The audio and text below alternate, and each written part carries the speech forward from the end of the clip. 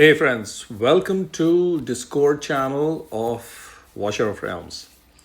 So of course there's a lot of game news related information, so I wanted to just record and put this out there. Made a video about Lynx, the new marksman that is expected to come soon in the game.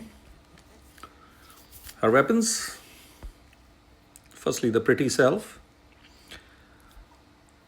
Weapons, side pose with a pinkish tail, butt pose from the back. So that's about it. Let's go to other info, which is below.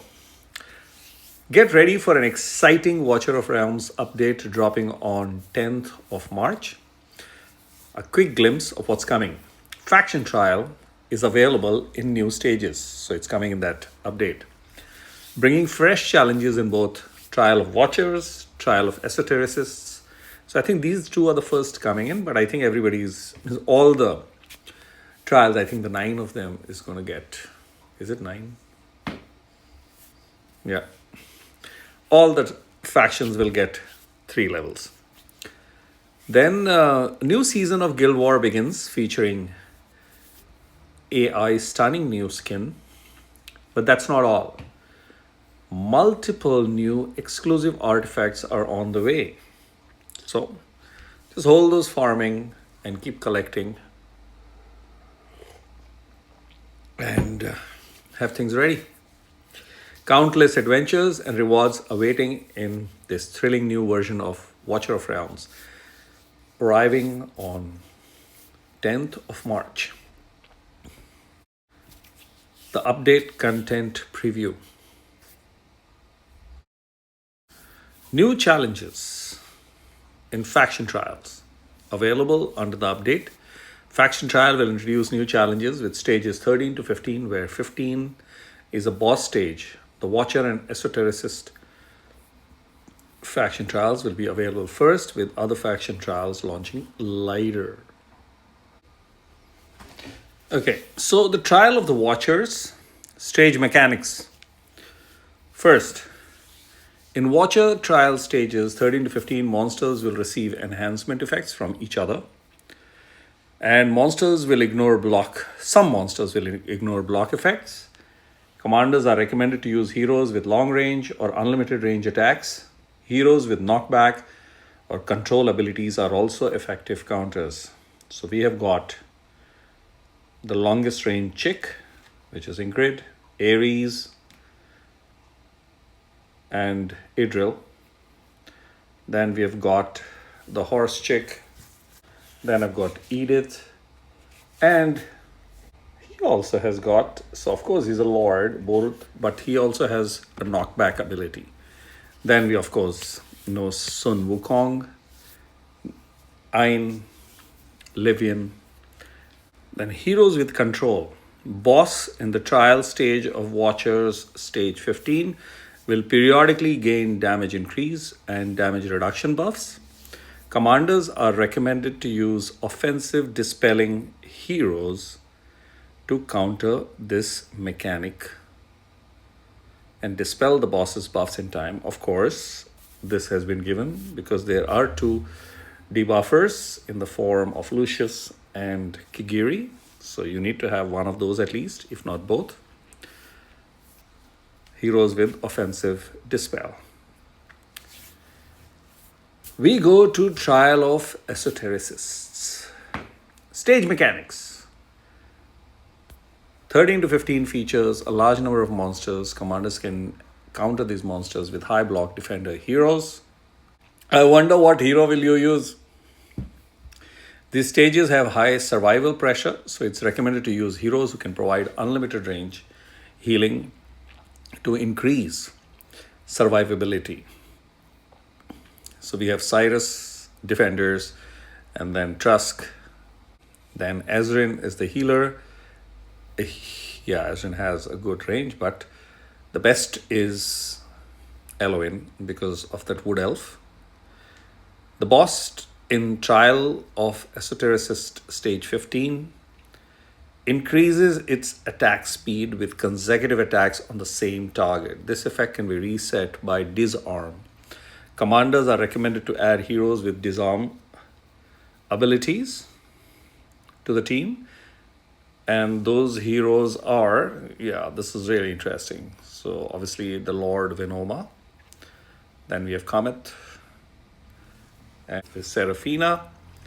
And then I think that's Junkar, if I remember.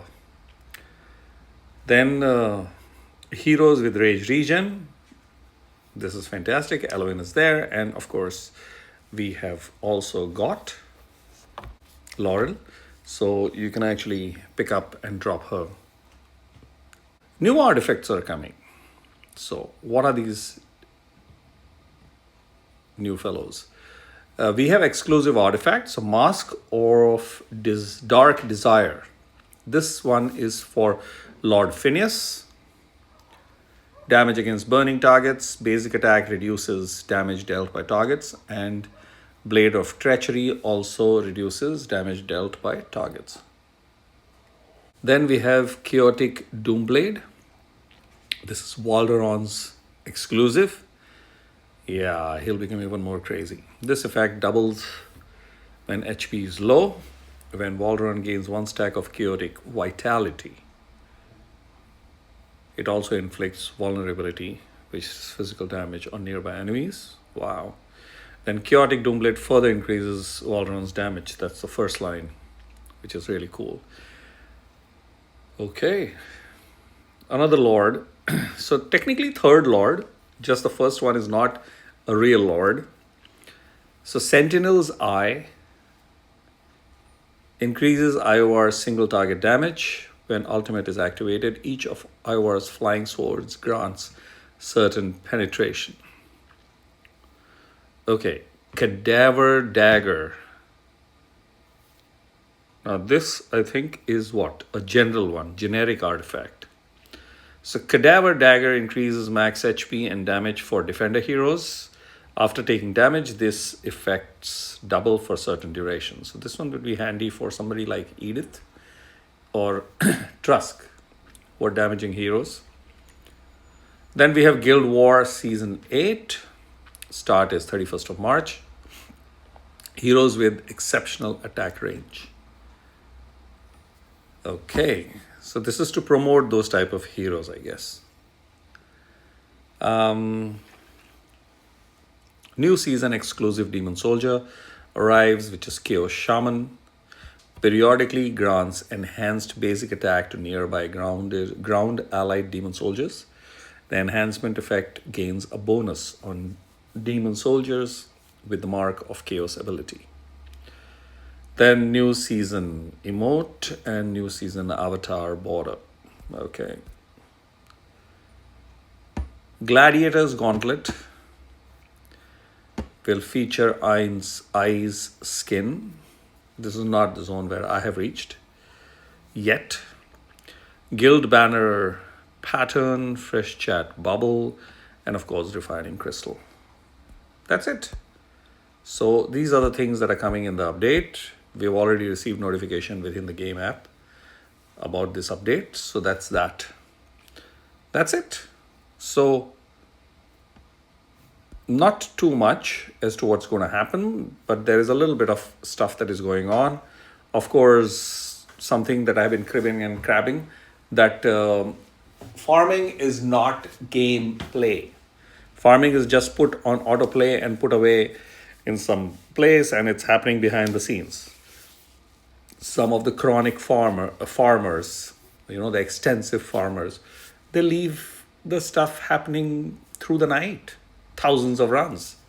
So that's not gameplay.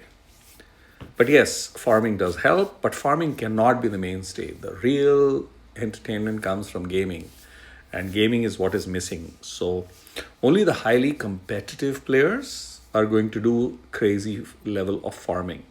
But regular players, and I'm an in-between. I would say I'm 25 or 30% competitive and 70% just a gamer.